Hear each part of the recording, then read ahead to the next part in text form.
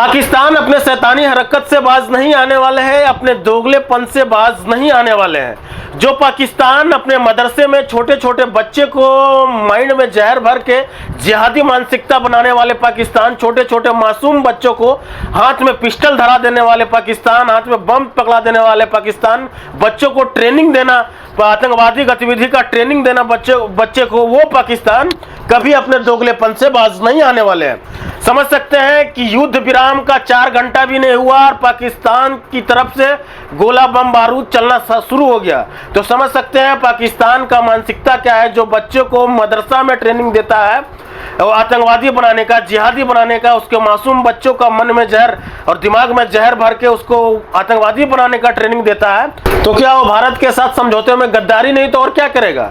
तो समझ सकते हैं ऐसा स्थिति है, जो कि अभी इंदिरा गांधी जो है कि ट्रेंडिंग पे चल रही है, क्योंकि इंदिरा गांधी अमेरिका के आगे नहीं झुकी थी, अमेरिका राष्ट्रपति के आगे, और उन्होंने आंख दिखा दिया था अमेरिका राष्ट्रपति के आगे और पाकिस्तान पे चढ़ाई कर दिया, जिसमें से 93,000 सैनिकों को बंदी बना लिया था, तो उस पर जीत कब्जा कर लिया था। समझ सकते हैं कि ऐसा स्थिति है।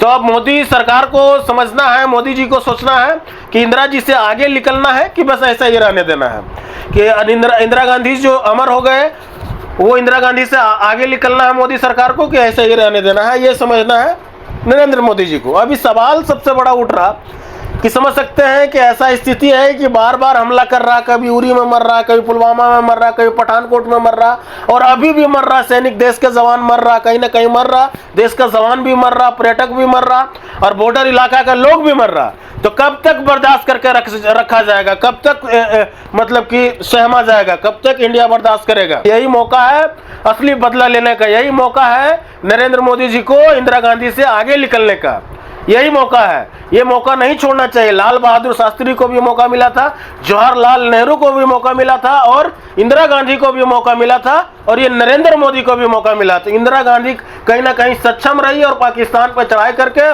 93,000 लोगों को बंदी बनाया था, 93,000 सैनिक को, जिसमें से 4-5 हजार वहाँ के लोग भी थे, और घुटना टेक दिया था पाकिस्तान, समझ सकते हैं, और 2 भाग में बांट दिया था।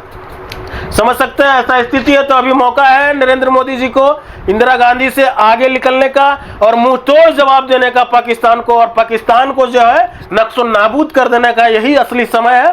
पाकिस्तान विश्व का मानचित्र से विलुप्त कर देने का, मतलब हटा देने का यही असली समय है। समझ सकते हैं ऐसा स्थिति है। अब बाकी अब देख सकते हैं जो पाकिस्तान से क्या इंडिया समझौता करेगा, जो बार बार हमला कर रहा। नागफनी का पेड़ कभी छाया नहीं दे सकता, सांप कभी शीशा पे नहीं चल सकता है, और सुअर का नाभिक में कभी कस्तूरी का गंध नहीं आ सकता है। तो वही है पाकिस्तान। पाकिस्तान का पूंछ में कितना भी घी लगा दीजिए, पूंछ सीधा नहीं होने वाला है। वो हमेशा गद्दारी करते आया है और गद्दारी करेगा। तो यही असली समय है युद्ध करने का और पाकिस्तान को मुंहतोड़ जवाब देने का, और पाकिस्तान का नामो निशान मिटा देने का यही असली समय है। और अब देखना बड़ा दिलचस्प होगा कि नरेंद्र मोदी करते क्या है। इंदिरा गांधी से आगे निकलते हैं या फिर ऐसा ही कुछ रहेगा। जय हिंद।